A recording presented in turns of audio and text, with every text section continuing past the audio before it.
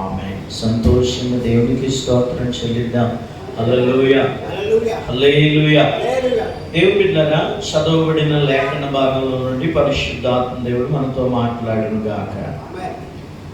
ఇక్కడ రాయబడిన మాటల్ని మనం ధ్యానం చేసినట్లయితే, యెహోషువ గ్రంథ ధ్యానాలు చేస్తున్నాం కనుక మొదటి అధ్యాయం మోషే పరిచారకుడైన నూను కుమారుడైన యెహోషువను మోషే మృతి పొందిన తర్వాత ఇశ్రాయేలీయుల్ని కానానుకు నడిపించడానికి దేవుడే యెహోషువను నాయకుడిగా నియమించాడు. అంటాడు, నిబ్బరము కలిగి ధైర్యంగా ఉండడము, నేను నీకు తోడై ఉన్నాను అని అన్నాడు. 2వ అధ్యాయంలో మనం చూసినట్లయితే అక్కడ ఎవరు కనపడ్డారు ఒకసారి చూడండి. 2వ అధ్యాయంలో ఏమని రాహాబు స్త్రీ కనబడుతుంది. రాజు కోటలో అవమానంగా బ్రతికినటువంటి ఆ కుటుంబాన్ని రాజు కోటకు తన కుటుంబాన్ని ఆహ్వానంగా దేవాతి దేవుడు తీసుకువెళ్ళే భాగ్యాన్ని, అట్టి విశ్వాసాన్ని రాహాబు స్త్రీ సంపాదించుకున్నది. అలాగే 3వ అధ్యాయంలో ఎగువకు పారుచున్న యొర్దాను నీళ్లు ఏకరాశిగా నిలిపినటువంటి యాజకుని యొక్క కాళ్ళు. ఎందుకు ఏకరాశిగా నిలిపాడు అంటే, ఆ యాజకుల భుజముల మీద నిబంధన మందసం ఉన్నది గనుక యాజకుల కాళ్ళు మోపగానే యొర్దాను 2 పాయలైంది. అయితే ఈ యొర్దాను దాటిన తర్వాత 4వ అధ్యాయాన్ని మనం చూసినట్లయితే అక్కడ యెహోషువతో ప్రభు అంటాడు, దేవుడు అంటాడు, మీకు ఒక ఆనవాలు ఉండాలి. ఏమంటాడు చెప్పండి? మీ తర్వాత మీ పిల్లలకు ఒక ఆనవాలు మిగిల్చి వెళ్ళాలి. కాబట్టి మీరు యొర్దాను దాటారని సంతోషంగా వెళ్ళిపోతే కాదు, ఆనాడు ఎర్ర సముద్రాన్ని పాయలు చేసిన దేవుడు యొర్దానును కూడా నిబంధన మందసం యాజకుల భుజముల మీద ఉండగా వారి అడికాళ్ళు యొర్దాను నీళ్లను తాకగానే ఏకరాశిగా ఎగువకు పారుచున్న యొర్దాను నీటిని దేవుడు ఆపాడు అన్న ఒక ఆనవాలు ఉండాలి. ఆ ఆనవాలు ఎలా ఉండాలి అనంటే, తరాలకు స్థిరమైన ఆనవాలుగా చెయ్యాలి అన్నాడు. దేవుడికి ఒక స్తోత్రం చెప్తారా? హల్లెలూయా. తరాలకు స్థిరమైన ఒక ఆనవాలు కావాలి అని యెహోషువతో చెబుతున్నాడు. గోత్రానికి ఒక్కొక్కరు చెప్పున 12 గోత్రాలకు మనుషుల్ని ఏర్పరిచి 12 రాళ్ళు ఎక్కడి నుంచి తేవాలి? యొర్దాను ఎక్కడి నుంచి అయితే వీళ్ళు దాటారో, ఎక్కడైతే యొర్దాను చీలిందో, ఏ యొర్దాను నదిలో ఆ యొక్క రాళ్ళు ఉన్నాయో, ఆ నిబంధన మందసం దాటినటువంటి ఆ యొర్దాను యొక్క ఆ దారిలో ఉన్నటువంటి ఆ నదిలో ఉన్నటువంటి రాళ్ళు 12 మందిని పంపించు. 12 మంది భుజముల మీద పెట్టుకుని 12 రాళ్ళు తేవాలి. తెచ్చి యువతులి ప్రక్కన అంటే గిల్గాలులో నిలబెట్టాలి. నువ్వు నిలబెట్టిన తర్వాత వాళ్ళు అడుగుతారు, తమ కుమారులు తర్వాత అడుగుతారు, వాళ్ళ తర్వాత ఈ రాళ్ళు ఎందుకని అడుగుతారు, అవి నేటి వరకు ఉన్నవి అని బైబిల్లో రాయబడి ఉంది. దేవుని బిడ్డలారా, ఎందుకు అని అడిగినప్పుడు ఇవి ఏమి రాళ్ళట? తరాలకు స్థిరమైన ఆనవాలుగా మారాలి. దేవునికి మహిమ కలుగును గాక. దేవుని యొక్క వాక్యం గాని, దేవుని యొక్క కార్యాలు గాని, దేవుని బిడ్డలారా, చరిత్రలో నిలిచిపోయే కార్యాలు ప్రభు జరిగించాడు. ఇది కట్టుకథ కాదు. దేవాతి దేవుడు నిజమైన దేవుడు, లోకరక్షకుడు, లోకాన్ని రక్షించే దేవుడు, ప్రతి కుటుంబానికి దేవుడై ఉన్నవాడు. ప్రతి మానవుని పరలోకానికి చేర్చడానికి దిగి వచ్చినటువంటి దేవాతి దేవుని యొక్క ఆనవాళ్ళు ఎలా ఉండాలట? తరాలలో స్థిరమైపోవాలి. హల్లెలూయా చెప్పండి. ఎలాగైపోవాలి? తరాలలో స్థిరమైపోవాలి. 12 రాళ్లను తీసుకొనమన్నాడు. 12 రాళ్ళు తీసుకెళ్ళి ఎక్కడ? యొర్దాను దాటిన తర్వాత అక్కడ గిల్గాలు అనే ప్రాంతం, ఈ రాత్రి మీరు బస చేసే ఆ ప్రాంతంలో అది గిల్గాలు. ఆ గిల్గాల్లో మీరు ఈ 12 రాళ్లను ఏం చేయాలన్నాడంటే నిలబెట్టాలి. దేవుడు బిడ్డలారా, అలాగే 12 మందిని యెహోషువ పంపారు. పంపిన తర్వాత అద్భుతమైనటువంటి రీతిలో ఆ 12 మంది 12 రాళ్లను తెచ్చారు. 12 రాళ్ళు గిల్గాలులో నిలబెట్టారు. అవి నేటికి ఈనాటికి అక్కడ ఆ గుర్తులు ఉన్నాయి అని బైబిల్ గ్రంథం సెలవిస్తుంది. ఆ యెరూషలేము వెళ్ళిన వారు కూడా చాలా మంది చెప్పారు. దేవుని బిడ్డలారా, ఇది చరిత్రలో జరిగినటువంటి అద్భుతమైన కార్యాలు బైబిల్ గ్రంథంలో చాలా ఉన్నాయి. అయితే దేవుని బిడ్డలారా, యోర్దాను నదిలో ఉన్నటువంటి 12 రాళ్ళే ఎందుకు నిలబెట్టమన్నాడు దేవుడు? యోర్దానులో ఉన్నటువంటి ఆ యొక్క రాళ్ళ యొక్క విలువ ఏమిటి అంటే, ఈ యోర్దానటండి ఎలా పారుతుందంట? కోతకాలం మందు ఎగువకు పారుతుందంట. చెప్పండి, ఎక్కడికి పారుతుంది? ఎగువకు పారుతుంది. ఏ నదైనా పల్లానికి పారుతుంది. ఏ నదైనా ఎగువకు పారి ఆ యొక్క గట్ల మీద పారుతుందంట. ఎక్కడ పారుతుందంటే ఎగువకు పారుతుంది. అంటే అది పారేది మామూలు పల్లానికి వెళ్ళాలి. అది ఎలా వెళ్తుంది? ఎదురెళ్తుంది, ఎగువకు పారుతుంది. ఎగువకు పారుతున్న యోర్దాను నది ఎక్కడ పారుతుందట? నదిలో కాదు, నది మునిగిపోయి గట్ల మీద పారుతుందట. చెప్పండి, ఎక్కడ? గట్ల మీద పారుతుంది. ఈ యోర్దాను నది యొక్క విశిష్టత ఏంటి అంటే, దేవుని బిడ్డలారా, అద్భుతమైనటువంటి ఈ యోర్దాను నదిని దేవాతి దేవుడు నిబంధన మందస్సాన్ని మోసుకుని వెళుతున్న ఆ యొక్క భుజముల మీద ఉన్నటువంటి ఆ మందస్సం వారి భుజముల మీద ఉండగా యాజకుల కాళ్ళు యోర్దానును నదిలో ఉన్న నీళ్లను తాకగా, దేవుని బిడ్డలారా, ఎదురుగా ఎగువకు పారే యోర్దాను ఏమైందంటే ఏకరాశిగా నిలబడింది. ఏకరాశిగా నిలబడిపోయింది. దేవుని బిడ్డలారా, ఎగువకు పారుతూ అలాగే ఆ నదిలో ఉన్నటువంటి మరుగైపోయినటువంటి రాళ్లను బయటికి తీయమన్నాడు దేవుడు. చెప్పండి, వేటిని తీయమన్నాడు దేవుడు? మరుగైపోయిన రాళ్ళు. చెప్పండి, ఏ రాళ్ళు అయ్యి? మరుగైపోయిన రాళ్ళు తరాలకు స్థిరమైన ఆనవాళ్లుగా మార్చే దేవుడు ఒక్కడే. ఆయన పేరే మనం ఆరాధిస్తున్న దేవుడైన యేసు క్రీస్తు ప్రభువు. ఆమేన్, హల్లెలూయా. అవి మరుగున పడ్డ రాళ్ళు. యోర్దానులో ఉన్నటువంటి రాళ్ళను ఎవ్వరు పట్టించుకోరు. ఎవరైనా పట్టించుకున్నారా? ఎవ్వరు పట్టించుకోలేదు. ఆ లోపల ఉన్నటువంటి ఆ 12 రాళ్లను దేవుడు అన్నాడు బయటికి తీసుకురా. ఇవి మరుగున పడిపోయిన రాళ్ళు. ఈ రాళ్ల ద్వారా నేను ఒక అద్భుతం చేయబోతున్నాను. ఈ రాళ్ల ద్వారా ఒక ఆనవాలు ఇవ్వబోతున్నాను. ఈ రాళ్ల ద్వారా ఒక మహిమ గల కార్యాన్ని నేను చేయబోతున్నాను. దేవునికి మహిమ కలుగును గాక. హల్లెలూయా. అటువంటి కొన్ని రాళ్లను నేను మీకు చూపిస్తాను. అంటే రాళ్ళు అంటే రాళ్ళుగా, రాళ్ల వంటి స్వభావం కలిగి మరుగున పడిపోయినటువంటి వ్యక్తులు బైబిల్ గ్రంథంలో చాలా మంది ఉన్నారు. మరుగున పడిపోయినటువంటి వ్యక్తులు.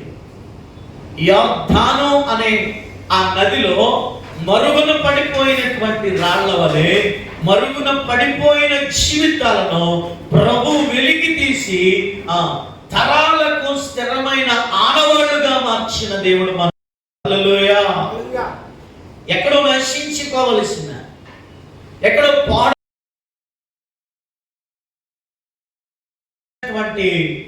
జీవితాలను దేవాతి దేవుడు వెలికి తీసి తరాలలో ఒక స్థిరమైన నా ఆనవాళ్ళు. హల్లెలూయా. ఏ అన్నాడు చెప్పండి? ఈ రాళ్ళు నా ఆనవాళ్ళు. హల్లెలూయా.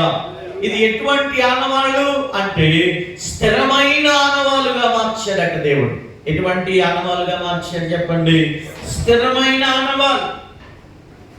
దేవుడు బిడ్డలారా, ఒక వ్యక్తిని నేను మీకు చూపిస్తాను. 2 వ్యక్తుల్ని, సమయం లేదు కనుక ఒక 2 వ్యక్తుల్ని నేను మీకు చూపిస్తాను. ఈ వ్యక్తులు మరుగైపోయిన వ్యక్తులు. చెప్పండి, ఇటువంటి వ్యక్తులు యోర్దాను అనేటటువంటి లోకంలో, యోర్దాను అనేటటువంటి ఎగువకు పారుతున్నటువంటి శ్రమలలో, యోర్దాను అనేటువంటి భయంకరమైనటువంటి ఆ యొక్క నది ప్రవాహంలో మరుగైపోయినటువంటి రాళ్ళువి. భయంకరంగా ఎవరు వెలికి తీయలేని, ఎవరు పట్టించుకోలేని, ఎవరు ఎన్నడూ వీళ్ళు పైకొస్తారు అనేటటువంటి ఆశ కూడా లేని రాళ్ళవి. కానీ ఆ రాళ్లను, ఆ వ్యక్తులను దేవుడు వెలుగులోనికి తీసుకొచ్చాడు. మరుగున పడిపోయిన వ్యక్తులను నా దేవుడు వెలుగులోనికి తీసుకొచ్చే దేవుడు. హల్లెలూయా, హల్లెలూయా.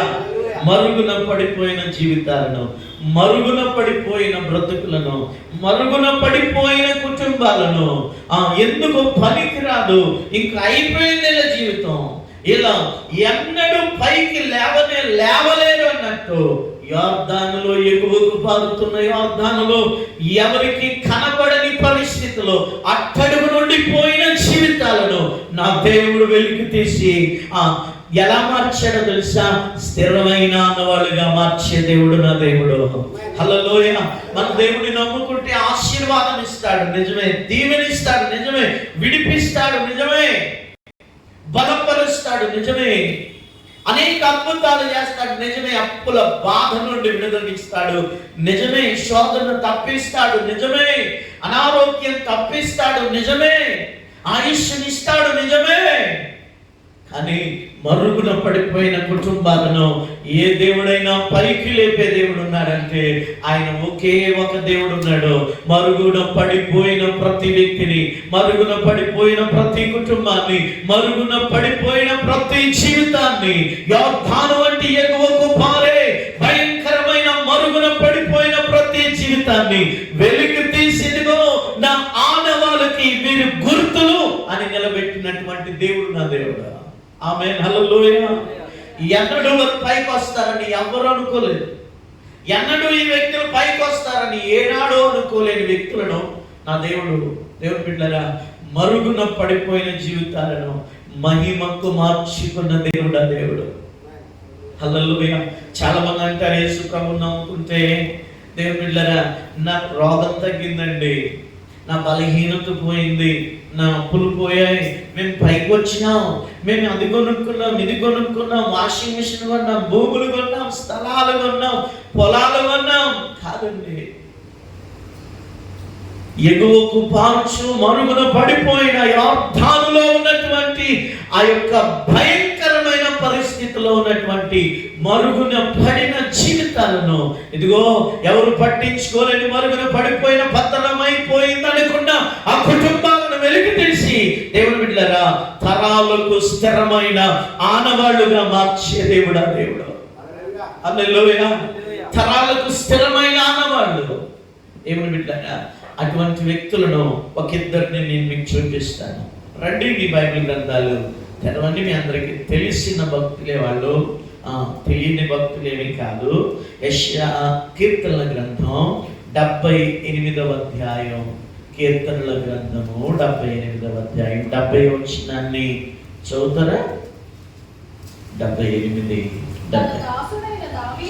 తన దాసుడైన దావీదును కోరుకుని గొర్రెల దొడ్లలో నుండి అతనిని పిలిపించెను, పాడి గొర్రెలను వెంబడించుట మాన్పించి తన ప్రజలైన యాకోబును తన స్వాస్థ్యమైన ఇశ్రాయేలును మేపుటకు ఆయన అతనిని రప్పించెను. అతడు యథార్థ హృదయుడై వారిని పాలించెను, కార్యములందు నేర్పరి అయి వారిని నడిపించెను. దేవునికి మహిమ కలుగును గాక.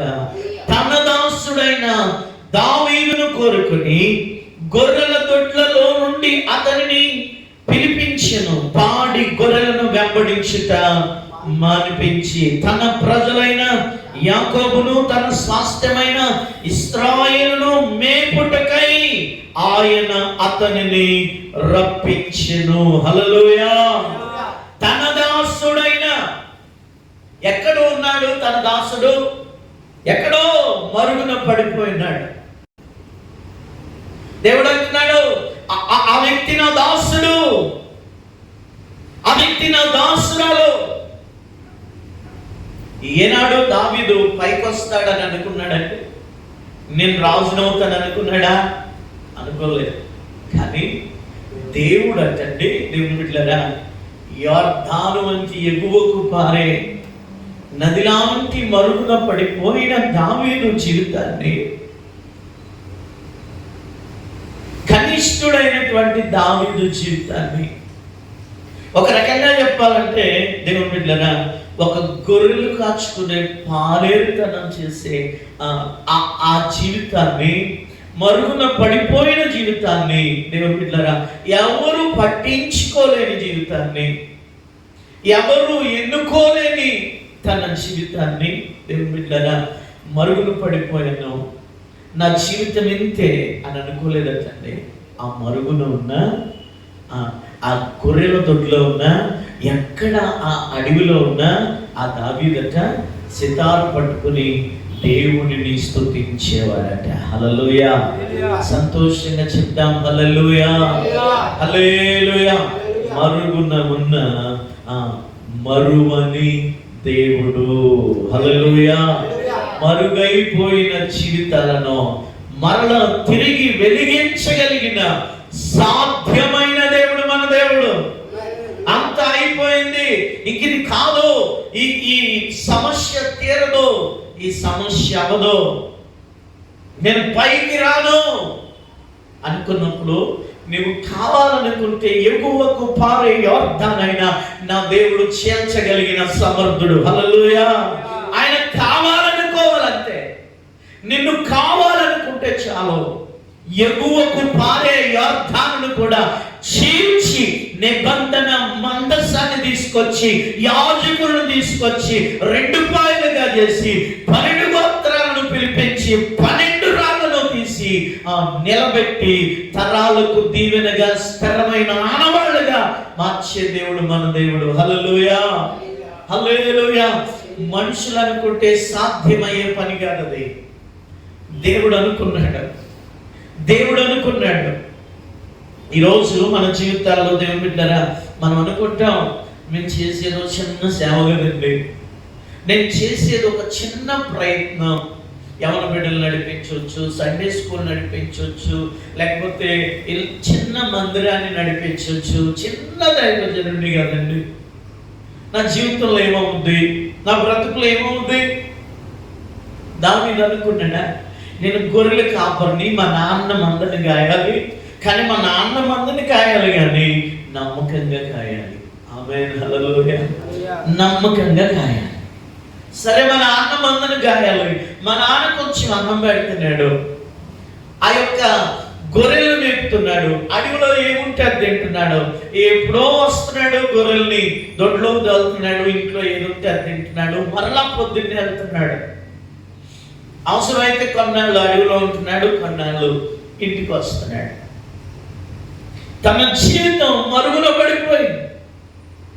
ఎటువంటి మరుగో తెలుసండి దేవుని బిడ్డలారా, ఎగువకు పారుచున్న యొర్దాను నదిలాగా తన మీద ఆ ప్రభావం పని చేస్తా ఉంది. ప్రభావం పనిచేస్తే దేవుని బిడ్డలారా, మనిషి అన్నదమ్ములు అనుకున్నారు, 7 అన్నదమ్ములు అనుకున్నారు, పనికి మనుడు ఈడంగా పనికొస్తాడు, గొర్రెలు కాయడానికి తప్ప. తండ్రి అనుకున్నాడు, కనిష్ఠుడు కదా, సర్లే వీడు కూడా దేనికి పనికొస్తాడు, గొర్రెలు కాయడానికి పనికొస్తాడులే అని అనుకున్నాడు. కానీ దేవుడు ఏమనుకున్నాడు తెలుసా, ఆ ఎగువకు పారుచున్న యొర్దాను నదిలో ఒక స్థిరమైనటువంటి తరాలకు దీవెనకరమైన ఒక ఆనవాలను ప్రభు కనిపెట్టాడు. హల్లెలూయా. తరాలకు స్థిరమైన ఒక ఆనవాలు ఎక్కడ ఉంది? గొర్రెల దొడ్డిలో ఉంది. హల్లెలూయా. ఎక్కడ ఉంది చెప్పండి? గొర్రెల దొడ్డిలో తరాలకు స్థిరమైన ఒక ఆనవాలను దేవుడు కనిపెట్టి ఏమంటున్నాడు ఒకసారి చూద్దామండి. మీ బైబిల్ గ్రంథాలు ఒకసారి అలా వెనక్కి తిప్పండి. సమూయేలు గ్రంథము రండి. సమూయేలు గ్రంథం, మొదటి సమూయేలు గ్రంథం 16వ అధ్యాయం. మొదటి సమూయేలు గ్రంథం 16వ అధ్యాయం 6 నుంచి చదువుతారు. వారు వచ్చిన అతడు ఎలియాబు నుంచి వచ్చి, నిజముగా యెహోవా అభిషేకించువాడు ఆయన ఎదుట నిలిచి ఉన్నాడని అనెను. అయితే యెహోవా సమూయేలుతో ఇలాగూ సెలవిచ్చాడు, అతని రూపమును అతని ఎత్తును లక్ష్య పెట్టకము. మనుషులు లక్ష్య పెట్టి వాటిని యెహోవా లక్ష్య పెట్టడు. నేను అతని త్రోసివేసి ఉన్నాను. మనుషులు పై రూపమును లక్ష్య పెట్టుదురు గాని యెహోవా హృదయమును లక్ష్య పెట్టును. యెషయి అబీనాదాబును పిలిచి సమూయేలు ఎదుటికి అతన్ని రప్పించగా, చదవండి, అతడు యెహోవా ఇతన్ని కోరుకొనలేదని. అప్పుడు యెషయి షమ్మాను పిలవగా అతడు యెహోవా ఇతనిని కోరుకొనలేదని.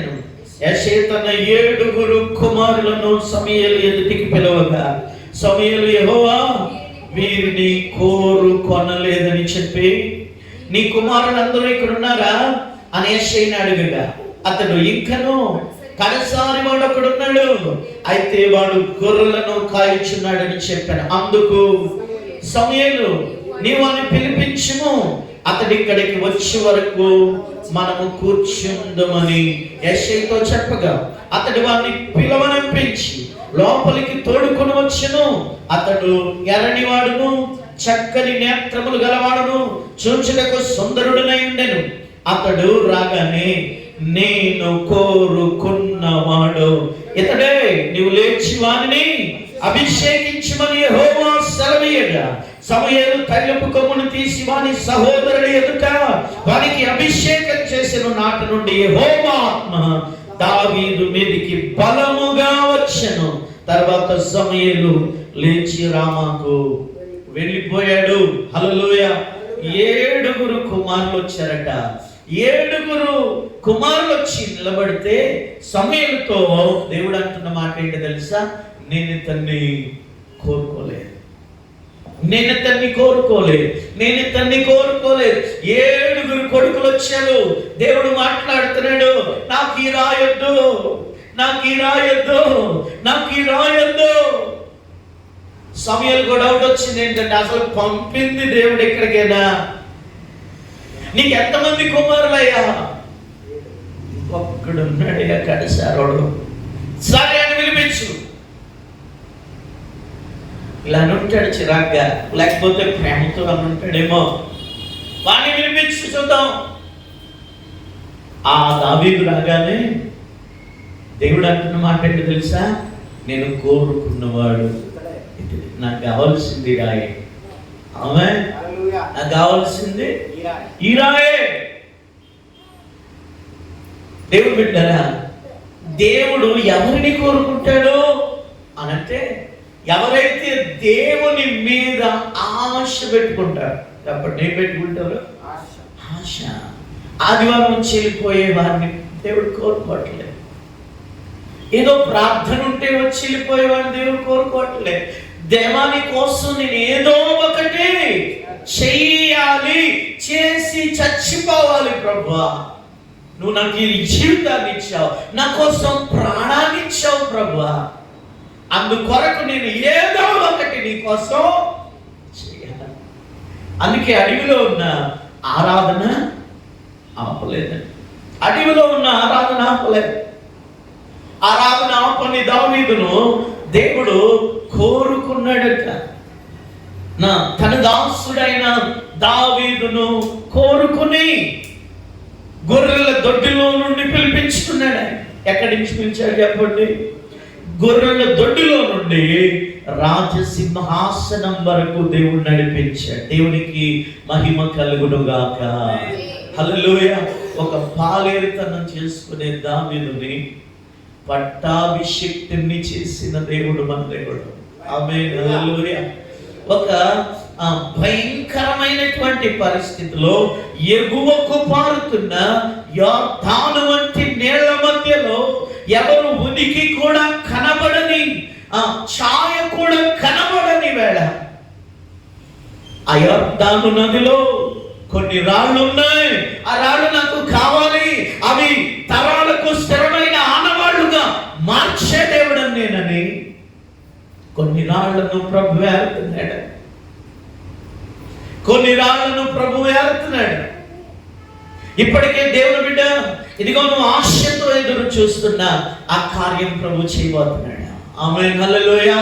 నువ్వు ఆశతో చేసే ఏ పనైనా, ఆశతో చేసే ఆరాధన అయినా, ఆశతో పాడే పాట అయినా, ఆశతో చేసే ప్రార్థన అయినా, ఆశతో చేసే సేవ అయినా, దేవుడు ఒకానొక దినం రాబోతుంది, మరుగున పడిపోయిన నీ సేవ, మరుగున పడిపోయిన నీ జీవితం, మరుగున పడిపోయినటువంటి నీ యొక్క కుటుంబాన్ని నా దేవుడు తరాలకు స్థిరమైన ఆనవాలుగా మార్చే దేవుడు. హల్లెలూయా. తరాలకు స్థిరం. చెప్పండి, దేనికి ఇది? ఏ ఆనవాలు? ఇది నా ఆనవాలు. ఆమేన్. ఎప్పుడో యొర్దాను నది చీలింది, ఈనాటి వరకు గిల్గాలులో ఆ యొర్దానులో ఉన్న రాయి నిలబడి ఉంది. మీకు అర్థమైంది? ఎప్పుడో యొర్దాను చీలింది, కానీ ఈనాటి వరకు యొర్దానులో ఉన్న రాయి బయట గిల్గాలులో నిలబెట్టబడి ఉంది. అంటే దాని అర్థమే, దేవుని బిడ్డ, నీకు నేను ఆశ కలిగి ఉంటే, ఆ తపన మనలో ఉంటే, ఆ కోరిక మనలో ఉంటే, దేవుని కోసం నేనేదో ఒకటి చేయాలి. దేవుని నా సొంతానికి వాడుకునే వ్యక్తిని కాదు నేను. నా అనారోగ్యానికో, నా ఆశీర్వాదానికో, నా సంపదకో కాదు. దేవుని కోసం నేను ఒక సజీవమైన ఆనవాలుగా బ్రతికి చావాలా. ఆనవాలుగా బ్రతకాలి. నా తర్వాత తరం వారు చెప్పాలి, ఈ రాయి ఏంటి అంటే, ఈ రాయి పలానా స్టీఫెన్ పలానా రాయి. ఇది తన కుమారులకి, నా కుమారులకు చెప్పాలి. తన కుమారులు ఈ రాయి తరాలకు స్థిరమైన ఆనవాలైన రాయిగా నా దేవుడు మన కుటుంబాలను మార్చునుగాక. ఆమేన్, హల్లెలూయా. చాలా మంది యేసయ్యను దేనికి వాడుకుంటారంటే అనారోగ్యాలకి, ఆశీర్వాదాలకి, దీవెనలకు, సంపదలకు. కానీ తరాలకు స్థిరమైన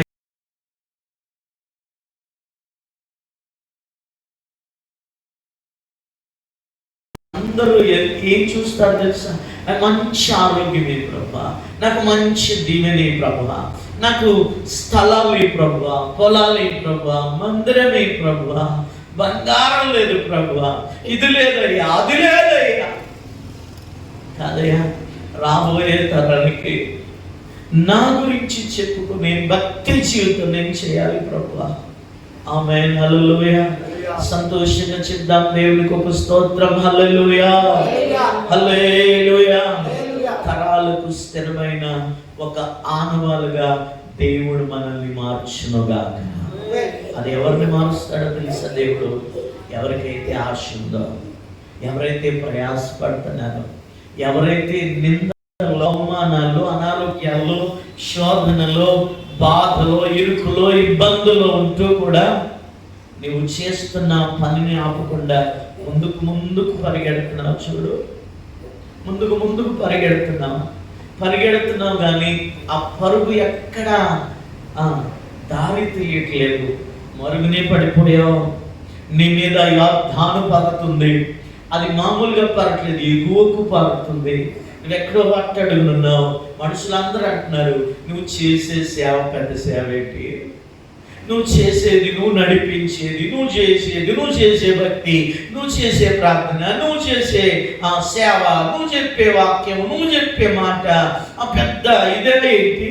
ఎవ్వరూ ఇండ్రు నీ మాట, ఎవ్వరు ఇండ్రు. నిజమే, ఎవరినిపోవచ్చు. మరుగున ఉన్న ఆ రాతిని వెలికి తీసిన దేవుడు మన పరిచర్యను చూస్తున్నాడు. ఆమేన్, హల్లెలూయా. నీలో ఉన్న ఆశను చూస్తున్నాడు, నీలో ఉన్న తపన చూస్తున్నాడు, నీలో ఉన్న కోరిక చూస్తున్నాడు, నీలో ఉన్న ఆ అగ్ని, నీ లోపల మండుతున్నటువంటి ఆ లావాను దేవుడు చూస్తున్నాడు. ఒకనొక దినం రాబోతుంది. ఒక దినం వచ్చింది, యోర్దానులో ఉన్న రాళ్లకు ఒక దినం వచ్చింది. గిల్గాలులో రాళ్లుగా మార్చడానికి ఒక రోజు వచ్చింది. అలాగే ఒక రోజు రాబోతుంది. ఈ రోజు నిందించిన వారే, ఇదిగో ఫలానా వ్యక్తి స్థిరమైన ఆనవాలు, ఆ వ్యక్తి చేసిన పరిచర్య ద్వారా నేను పట్టబడ్డాను, ఆ వ్యక్తి చేసిన ప్రార్థన ద్వారా, ఆ వ్యక్తి చెప్పిన వాక్యం ద్వారా, ఆ వ్యక్తి చేసిన ఆరాధన ద్వారా, ఆ వ్యక్తి చేసిన పాట ద్వారా, ఆ వ్యక్తి చేసిన ఆ యొక్క ఆధ్యాత్మిక భక్తి ద్వారా నేను బలపరచబడ్డాను, నేను పట్టబడ్డాను. నా ఆనవాలు ఫలానా వ్యక్తి, ఫలానా రాయి అని చెప్పే రోజు ఒకటి రాబోతుంది. ఆమేన్, హల్లెలూయా, హల్లెలూయా. భయపడొద్దు, చెడియొద్దు. మన పరిస్థితులు అట్టడుగున మరుగున పడిపోయిన యోర్దాను నీళ్ళ లోపల ఉన్నటువంటి ఎగువకు పరుచున్న యోర్దానైనా పర్వాలేదు, దేవుడు నిన్ను చూసేలాగా భక్తి చేయి. దేవుడు నిన్ను చూచేలాగా భక్తి చేయి. దేవుని బిడ్డలారా, నినివే వెళ్ళవలసినటువంటి యోన తర్షీషుకు వెళ్తున్నాడు. వచ్చి త్రిమింగళం వచ్చి మింగి ఆయన్ని ఎక్కడ తీసుకెళ్తుంది? నినివేకి తీసుకెళ్తుంది. ప్రయాణం నినివేలోనే వదులుతుంది. అది దేవుని చిత్తం, అది దేవుని ఏర్పాటు. అయితే ఎప్పుడైతే ఈ చేప కడుపులో యోన ఉన్నాడో, దేవుని బిడ్డలారా, భూమి అగాధములో ఉన్నటువంటి ఆ యోన ప్రార్థన చేస్తున్నాడు. అయ్యా, నా జీవితం మరుగున పడిపోయింది, నీ వెళ్ళమన్నది నినివేకే, నేను తర్షీషుకి వెళ్తున్నాను, ఇప్పుడు చచ్చిపోవలసిన వాడిని, అయినా చావలేదు, ఎందుకో ఈ చేప కడుపులో ఉన్నాను, ఆ కురుళ్ళు నన్ను ఆవరించి ఉన్నాయి, నేను అగాధములో ఉన్నాను, నీకు మొర పెడుతున్నానని ఆ చేప కడుపులో ఉండి ప్రార్థన చేస్తూ ఉండగా, దేవుని బిడ్డరా, ఆ చేప తీసుకెళ్ళి నినివే సముద్రపు తీరాన వదిలిందట. దేవునికి మహిమ కలుగునుగాక. హల్లెలూయా. అట్టడుగున ఉన్నా పర్వాలేదు, ఒక్క రోజు మహిమ గల సేవ చేయడానికి నువ్వు బయటికి రాబోతున్నావు. హల్లెలూయా. మహిమ గల ఆనవాలుగా ప్రభువు నిన్ను చేయబోతున్నాడు. హల్లెలూయా. విశ్వాసం విడవద్దు, నమ్మిక వెనక్కి తీసుకోవద్దు. విశ్వాసంతో, నమ్మకంతో ప్రకటించే ప్రకటన, చేసే ప్రార్థన అయినా, నువ్వు చేసే సేవ అయినా, ఏదైనా నమ్మి చెయ్యి. నేను రాబోయే తరాలకు ఒక స్థిరమైన ఆనవాలుగా నా దేవుడు నన్ను చేయబోతున్నాడు. హల్లెలూయా. ఇది నేను మనుషులకు చేసే సేవ కాదు, ఇది నేను దేవునికి చేసే సేవ. ఇది మనుషులకు చేసే సేవ కాదండి. ఇది ఎవరి సేవ? దేవుడిది, మంది కాదు, దేవుడిది. కానీ దేవుడు మెచ్చుకుంటే ఎంత అడుగునున్నా నా దేవుడు నిన్ను పైకి తేగలిగిన సమర్థుడు. ఆమేన్, హల్లెలూయా. సంతోషంగా చెప్దాం, హల్లెలూయా, హల్లెలూయా. పాడి గొర్రెలను వెంబడించటం అనిపించి దావీదుని ఎక్కడ తెచ్చాడు? ఇశ్రాయేలును నడిపించడానికి రాజసింహాసనం మీద దావీదును కూర్చోబెట్టాడు. దావీదు ఎటువంటి వాడయ్యాడో తెలుసా? తరాలకు స్థిరమైన ఆనవాలైపోయాడు. ఆమేన్, హల్లెలూయా. దావీదు ఏమయ్యాడు చెప్పండి? తరాలకు స్థిరమైన ఆనవాలు. దావీదు సింహాసనం మీదట 5 రాజులు కూర్చున్నారట. దేవునికి మహిమ కలుగును గాక. తన తర్వాత తరం, తర్వాత తరం, తర్వాత తరం, తర్వాత తరం, అంటే తరాలకు స్థిరమైన ఆనవాలు ఎవరంటే దావీదు. దేవుని బిడ్డలారా, ఇంకొక వ్యక్తిని నేను మీకు చూపించి ముగిస్తాను. ఆదికాండము 39వ అధ్యాయము 2వ వచనాన్ని చదువుతా. 39:2. యెహోవా యోసేపునకు తోడై ఉండెను గనుక అతడు వర్ధిల్లుచు తన యజమానుడకు ఆ ఐగుప్తీని ఇంట నుండెను. చాలు. ఏమనుంది అక్కడ? యెహోవా యోసేపునకు తోడై ఉండెను గనుక అతడు వర్ధిల్లుచు అతడు వర్ధిల్లుచు తన యజమానుడకు ఆ ఐగుప్తీయుని ఇంట ఉండెను. ఈ ఐగుప్తీయుని ఇంట ఉండడానికి గల కారణం ఏంటి అంటే తన అన్నదమ్ములు అందరూ తనని ఏం చేశారు? అమ్మేశారు. ఏం చేశారు చెప్పండి? అమ్మేశారు. పోతీఫర్ ఇంటికి వెళ్ళాడు, ఐగుప్తులోకి వెళ్ళాడు, అమ్మేశారు. అమ్మేసినోడు ఎక్కడ ఉంటాడు? పోతీఫర్ ఇంట్లో ఉన్నాడు. తర్వాత అక్కడ ఒక కార్యం జరిగింది, మళ్ళీ గోతులోకి వెళ్ళాడు, తర్వాత జైల్లోకి వెళ్ళాడు. తర్వాత దేవుడు అంటండి యోసేపుకు తోడై ఉన్నాడు. ఆమేన్, హల్లెలూయా. దేవుడు తోడై ఉంటే యోసేపు లాగా గోతులో ఉన్నా, యోసేపు లాగా సరసాల్లో ఉన్నా, యోసేపు లాగా భయంకరమైనటువంటి పరిస్థితుల్లో ఉన్నా దేవుడు నీకు తోడై ఉంటే, దేవుడు దావీదుకు తోడై ఉన్నట్లుగా, దేవుడు యోసేపుకు తోడై ఉన్నట్లుగా, ఇదిగో అమ్మబడిన వాడు ఐగుప్తు దేశానికి ప్రధానిగా మార్చబడ్డాడు.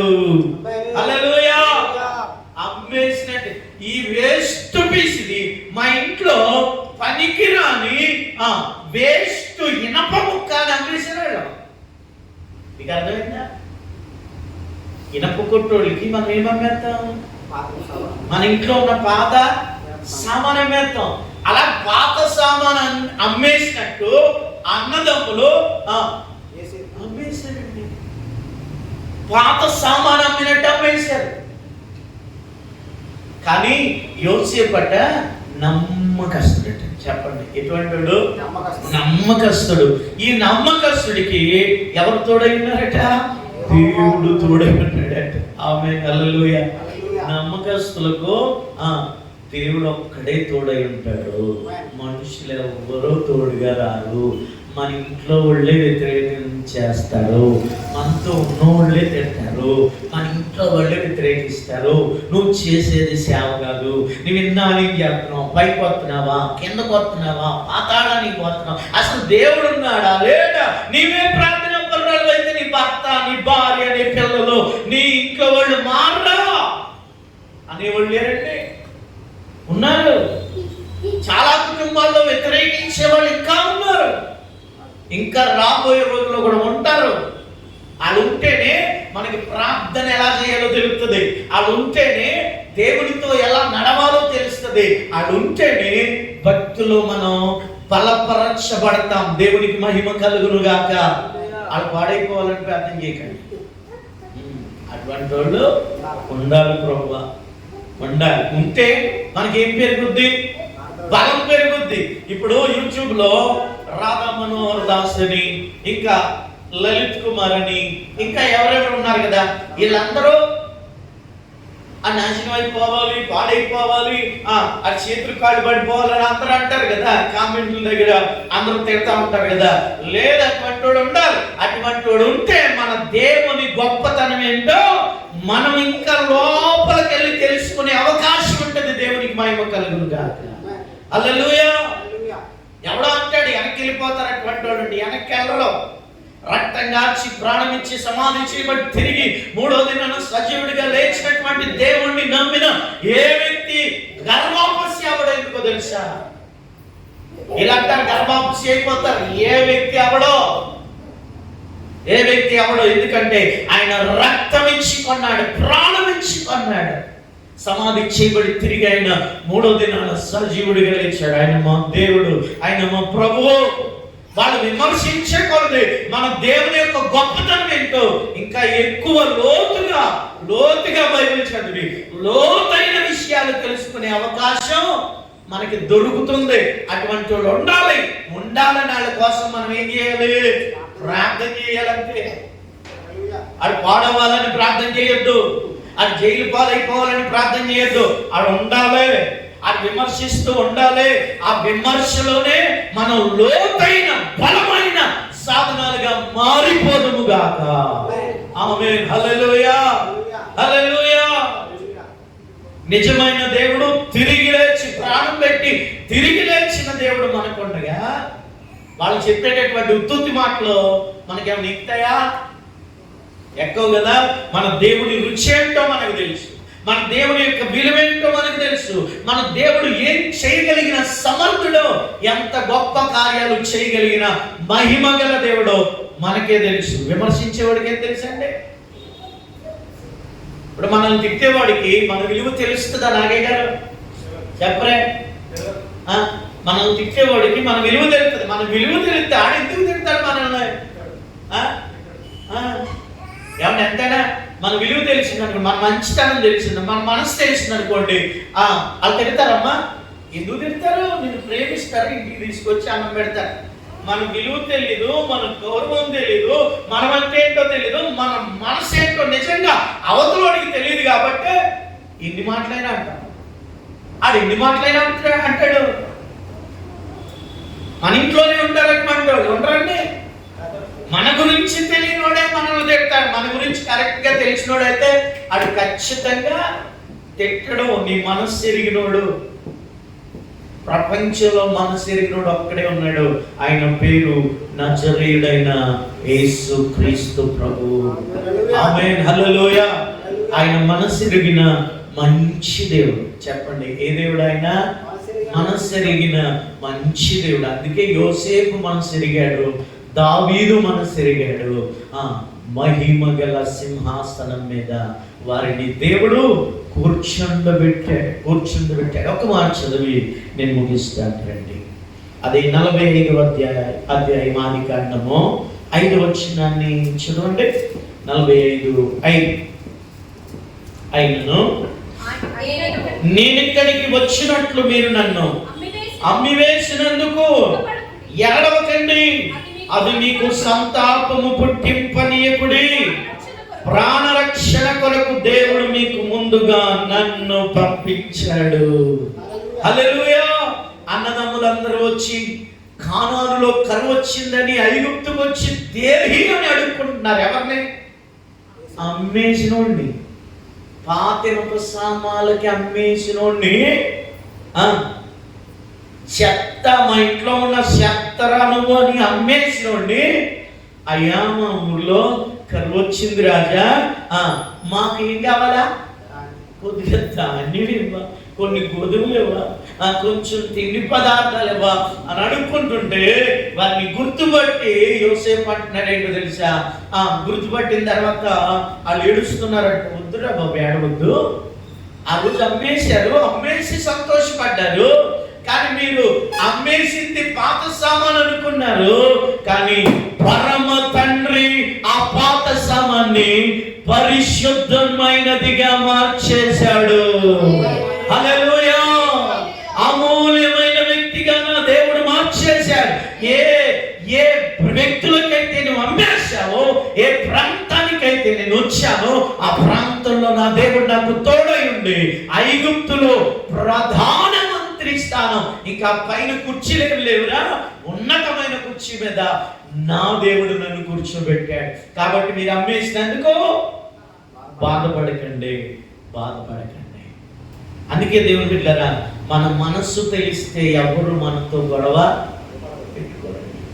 ఎదుటోళ్ళ మనస్సు మనం కూడా తెలుసుకుంటే మనం ఎవరితో గొడవ పెట్టుకోమండి. అదొక్కటి తెలుసుకోండి. యోసేపు అంటున్నాడు ఏంటో తెలుసా? మీరు నన్ను అమ్మేసినందుకు బాధపడొద్దు. ఏమంటున్నాడు? అందుచేత నేను ఇక్కడికి వచ్చినట్లు మీరు నన్ను అమ్మివేసినందుకు దుఃఖపడకండి, అది మీకు సంతాపం పుట్టింపనివ్వకండి. ప్రాణరక్షణ కొరకు దేవుడు మీకు ముందుగా నన్ను పంపించెను. హల్లెలూయా. ఎక్కడికి పంపించాడట? కానానులో కరువు రాబోతుంది. నీ కుటుంబాన్ని కాపాడుకోవడానికి నువ్వు ఎక్కడికి వెళ్ళాలి? ఐగుప్తుకి వెళ్ళాలి. ఈరోజు నిందించేవారు, అవమానపరిచేవారు, గేలి చేసేవారు, ఎగతాళి చేసేవారు, నువ్వెంత, నీ స్థాయి ఎంత, నీ బతుకెంత, నీ సేవ ఎంత అనివ్వండి. పెద్దగా పట్టించుకోకండి. ముందుగా ప్రభు మనల్ని పంపుతున్నందుకు మనం సంతోషపడదుము గాక. ఏదో ఒక రోజు వారిని మనమే ఆదుకునే రోజు రాబోతుంది. ఆమేన్, హల్లెలూయా. తిట్టినోడే దేహి అనే రోజు రాబోతుంది. తిట్టినోడే క్షమాపణ కోరే రోజు రాబోతుంది. నువ్వెంత అని చూసి చూసినోడు నువ్వే అంత ఎత్తులో ఉన్నావయ్యా అని చూసే రోజు ఒకటే రాబోతుంది. మరుగున పడిపోయిన యోర్దానులో ఉన్నటువంటి ఎగువకు పారే యోర్దానులో ఉన్నటువంటి మరుగున పడిపోయిన రాళ్లను తీసి గిల్గాలులో నిలబెట్టి స్థిరమైన ఆనవాడుగా మార్చిన దేవుడు ఈరోజు నిన్ను నన్ను తరాలకు స్థిరమైన ఆనవాళ్ళుగా మార్చునుగాక. అందరం మోకరిద్దాం, ప్రార్థన చేసుకుందాం, ధైర్యంగా ఉందాం. ప్రభువా, నేను చేసే పరిచర్య, నేను పాడే పాట, నేను చేసే ఆరాధన, నేను చేసే భక్తి అది ఏది వ్యర్థము కాదని ఈరోజు నాతో మాట్లాడావు. మరుగున పడిపోయిన యోర్దానులో, మరుగున పడిపోయినటువంటి ఎగువకు పారే యోర్దానులో మరుగున పడిపోయినటువంటి రాళ్లను తరాలకు స్థిరంగా అనవాలుగా మార్చిన నీవు, నీ రక్తమిచ్చి ప్రాణమిచ్చి కొనుక్కున్న నన్ను, ఆసక్తి కలిగిన నన్ను, నా సేవను, నా కుటుంబాన్ని, నా పరిచర్యను నీవు దీవించే దేవుడు ప్రభువా. నాకు తెలుసు మరుగున పడిపోయిన రాళ్ళని మర్చిపోని దేవుడవు అయ్యా. ప్రాణమిచ్చి కొన్న నన్ను మర్చిపోతావా? రక్తం పెట్టి కొన్న నన్ను మర్చిపోతావా? నన్ను మర్చిపోని దేవుడవు నాయన. నా పరీక్షని నువ్వు చూస్తున్నావని, నా ఆక్రందన నువ్వు వింటున్నావని, నా మనసు ఎరిగిన గొప్ప దేవుడు అని, నేను చేసే ప్రతి పనిలో నీవు తోడైనావని, రానున్న తరాలకు, ఈ తరానికి స్థిరమైన ఆనవాలుగా నేను మారే రోజు ఒకటి నా ముందుందని ఈ ఉదయకాలం నాతో మాట్లాడినందుకు ప్రభువా నీకు వందనాలు, స్తుతులు, స్తోత్రాలు చెల్లిస్తున్నాను నాయన అని అందరం కలిసి ప్రార్థన చేద్దాం. ఎవరు మౌనంగా ఉండదు. నా దేవుడు నీ కుటుంబాన్ని విడిచిపెట్టలేదు. దావీదును విడిచిపెట్టని దేవుడు, యోసేపును విడిచిపెట్టని దేవుడు, మొర్దెకై ఎస్తేరును విడిచిపెట్టని దేవుడు, వెధవరాలైన రూతును విడిచిపెట్టని దేవుడు, నిన్ను, నన్ను, నీ నా కుటుంబాన్ని విడిచిపోతాడా?